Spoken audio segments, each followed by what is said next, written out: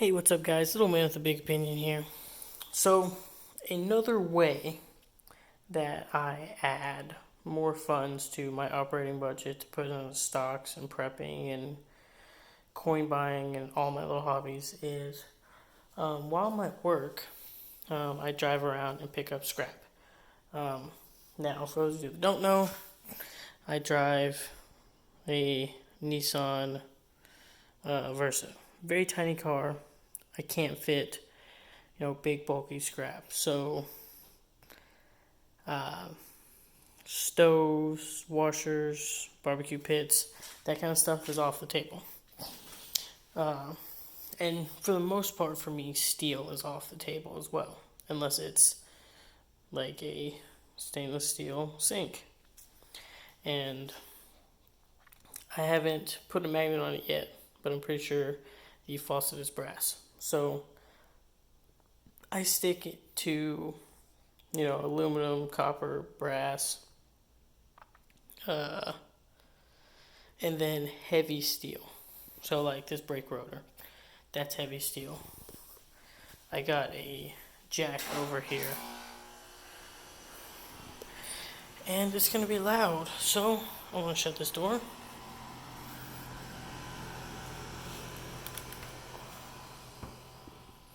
There we go. So over here, I just have a handful of copper piping, and this has been separated out to, clean copper. None of this stuff's got solder on it. Then over here, we've got a 5-gallon-ish bucket full of number 2. So because of my car,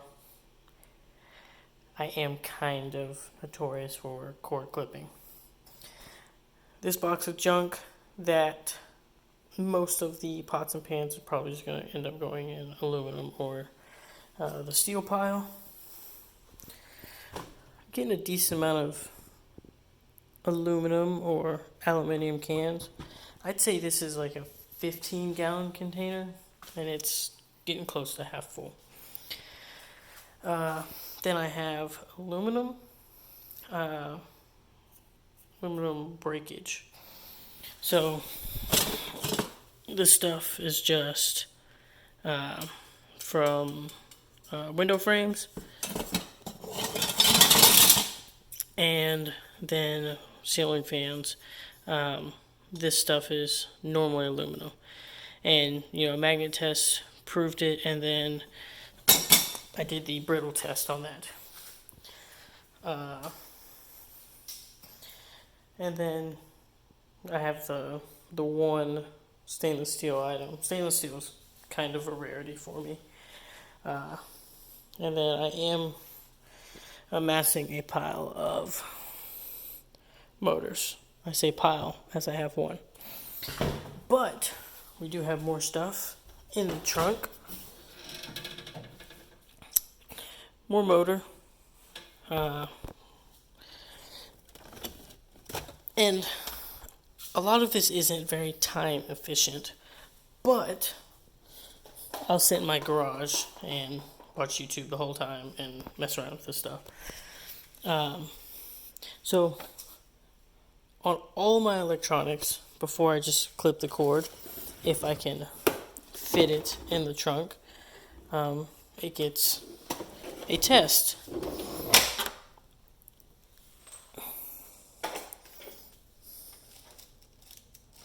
So, wheel this guy over here.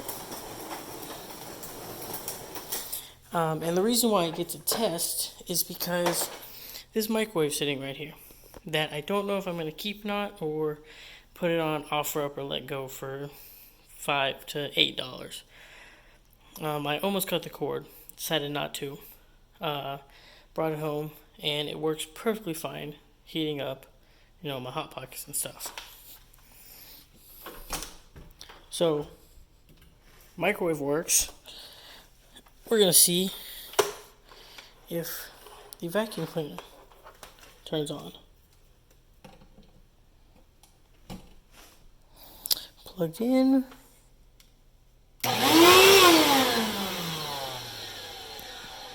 Let's do another test. Alright, so I didn't notice this at first, but the hose guy on the back looks like it's seen better days.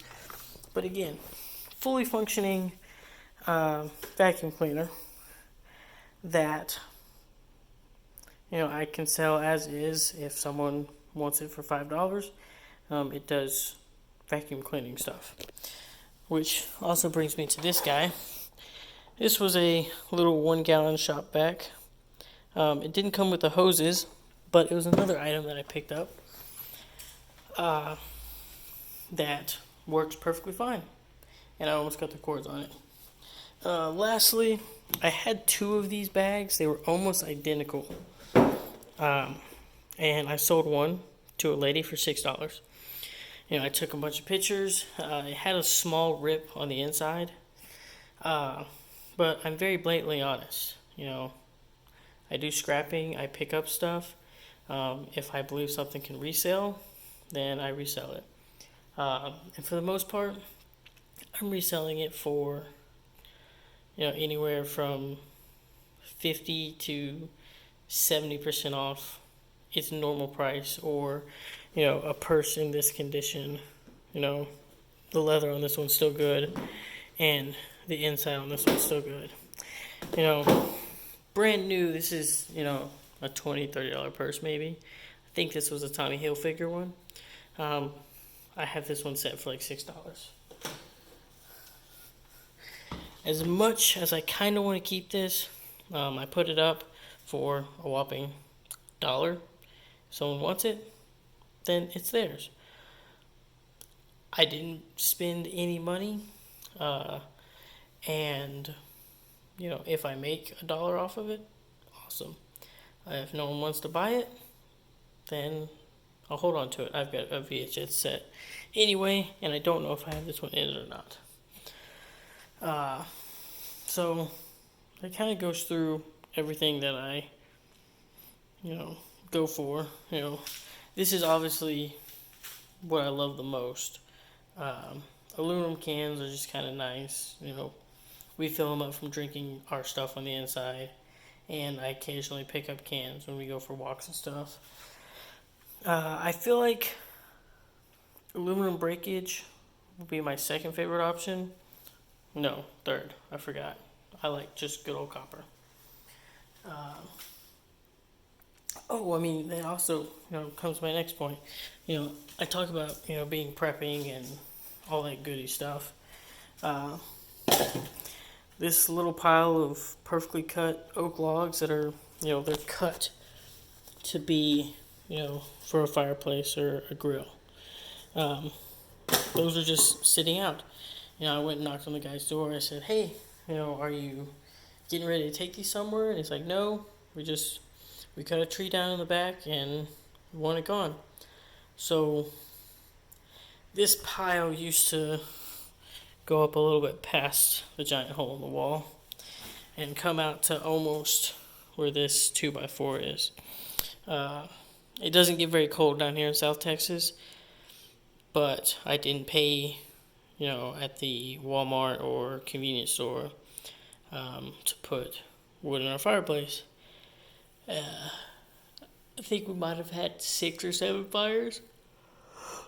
Whew. So, I saved money there because we like to have a fire. I'll save that up till I get, honestly, probably this thing, a size of this, filled with insulated number 2 copper wire.